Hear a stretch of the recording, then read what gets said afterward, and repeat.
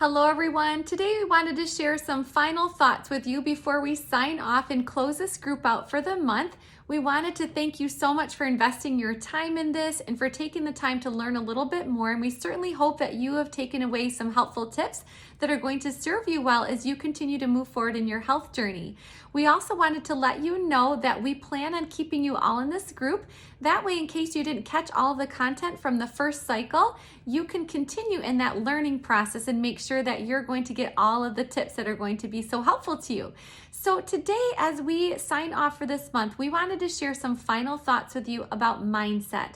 This is something that I've become extremely passionate about, not only about learning more about, but also passing along to others, because truly it is a very powerful tool that we can have in our box to help us become that much more successful in our health journey. And there are very scientific reasons behind this. And so I encourage you to do a little bit of more research on your own. There is one particular book that's been extremely instrumental to me and my own personal growth in this area, and that is called Switch on Your Brain. And so I will put a link for that below in the comments in case you'd like to read that for yourself. But anyhow, mindset is an amazing tool that we can use to better our lives, to stay the same, or to backtrack. And like I said, there's very scientific reason for this, but I wanted to break some of that down and how that can translate into your health journey. Because truly anything that you believe about yourself, about your circumstances, and the thoughts that you take away from that, you will actually create in your life. And so I want to give you some examples of this as it relates to your health journey. So as you know, we all have circumstances in our lives. Some of them are very positive. Some of them can be very, very difficult. And for those of you who have maybe started Plexus, a lot of your circumstances have been very challenging as it relates to your health.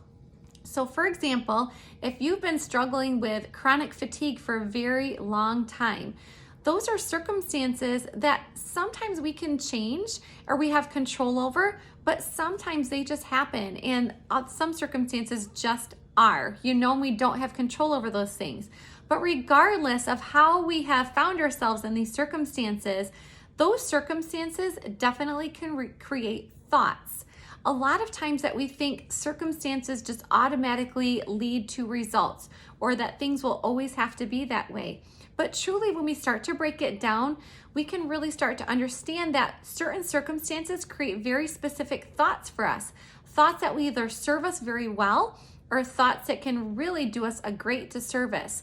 So I really encourage you to do some backtrack work here. So think about some circumstances that you might be in right now. Think about the thoughts that they're creating. So for example, if you're struggling still with chronic fatigue, they might lead to thoughts such as, I feel like this is the way it's going to always be, or I'm always feel like I'm in survival mode. Those types of thoughts. Think about the kind of feelings then that those thoughts create. They can lead to feelings of great sadness, hopelessness, right?